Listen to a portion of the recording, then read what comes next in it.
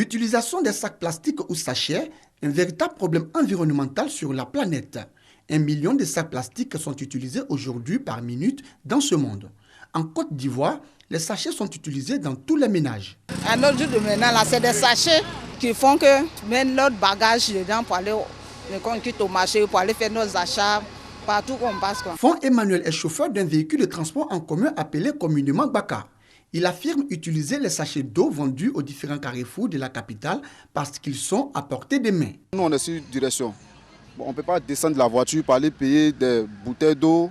Bon, on est obligé de payer avec les petits qui vendent au feu parce qu'on ne peut pas descendre pour aller acheter de l'eau à la boutique. Donc il suffit de peut-être si on peut avoir d'autres moyens pour pouvoir s'en sortir, bon, ça nous fait plaisir.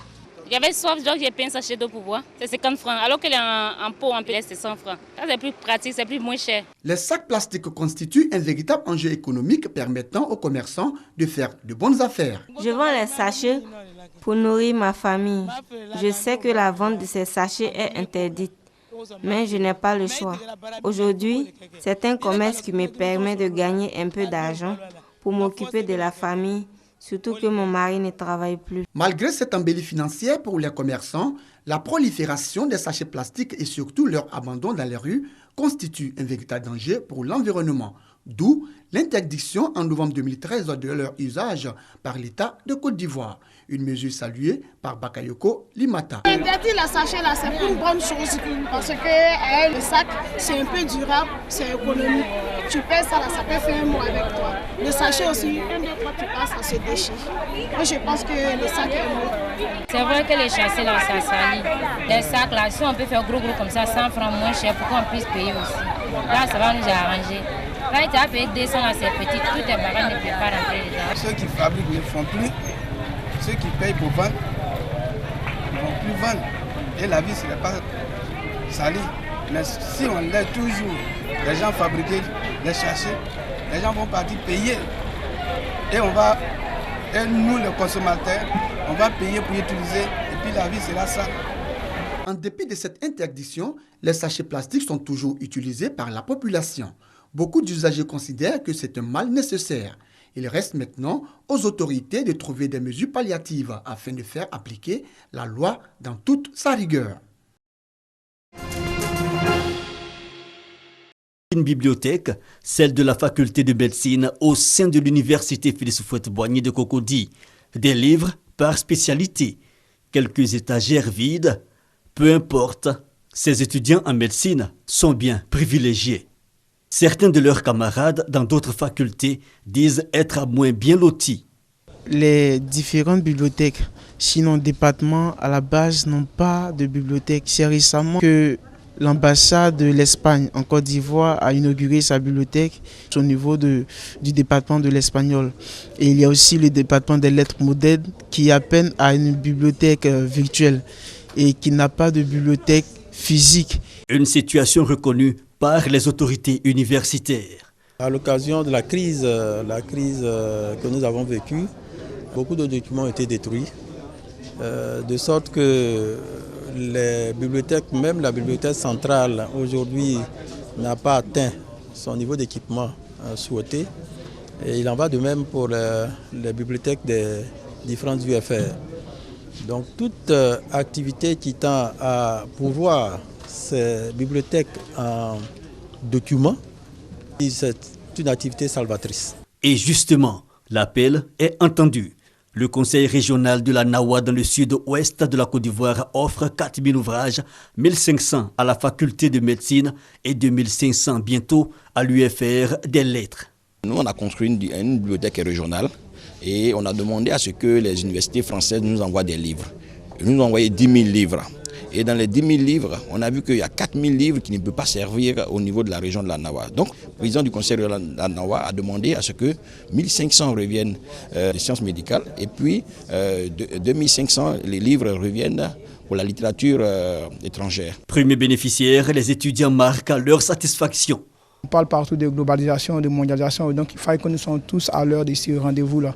Et ça passe par des livres, par de la connaissance. Et donc nous sommes vraiment heureux de recevoir ces livres. Il y a cependant des projets. Le numérique, une voie à explorer. Nous avons participé à un projet avec l'UNESCO, avec l'appui de l'UEMOA, pour mettre en place une bibliothèque numérique. Une bibliothèque numérique opérationnelle bientôt. L'outil est attendu avec ferveur par les étudiants.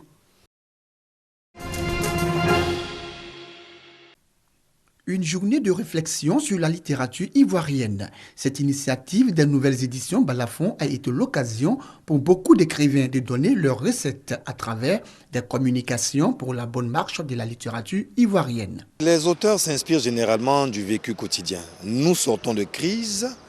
Alors beaucoup d'auteurs, comme moi notamment, ont longuement réfléchi et planché sur les différentes crises que nous avons traversées pendant près d'une décennie, sinon plus.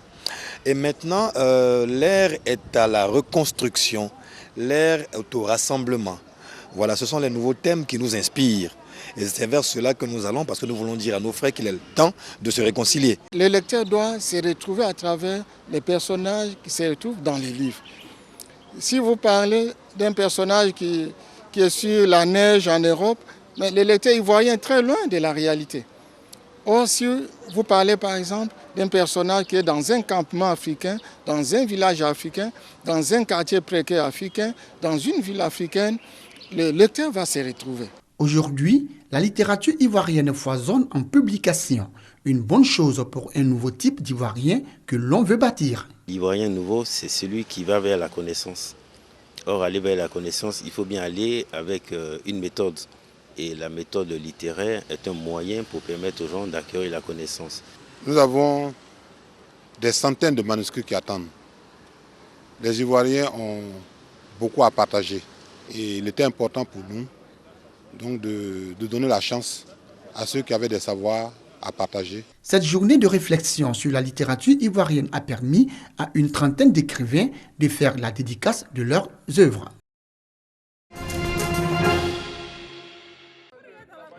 Foutou manioc à la sauce blé. Voici le mets traditionnel local proposé pour le concours culinaire organisé à la faveur du FECADAN, le Festival de la culture et des arts d'An.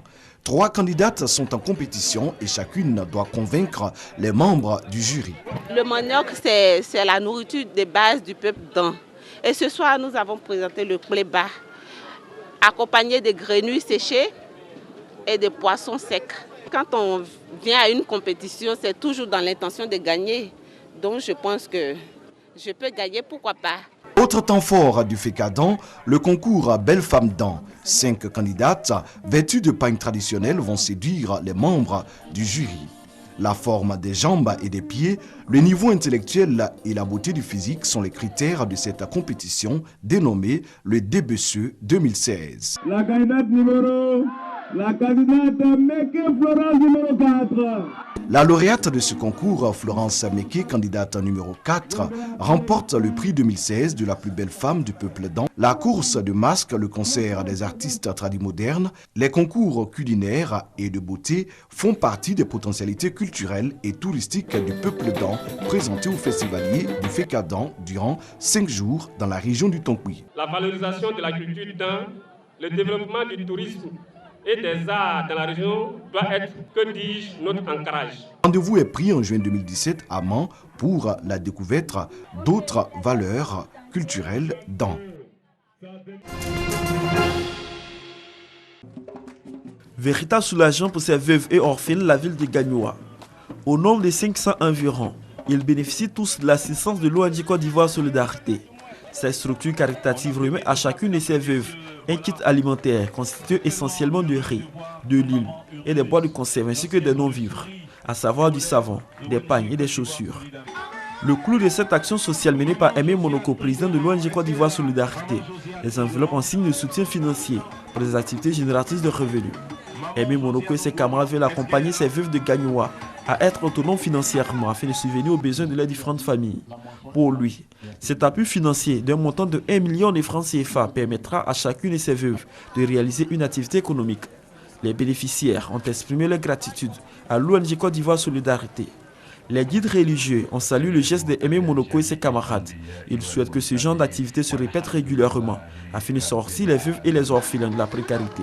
L'étape de Gagnoa constitue la 8e de la caravane initiée par l'ONG Côte d'Ivoire Solidarité depuis sa création en 2010. Une caravane pour apporter assistance aux veuves et orphelins de la Côte d'Ivoire.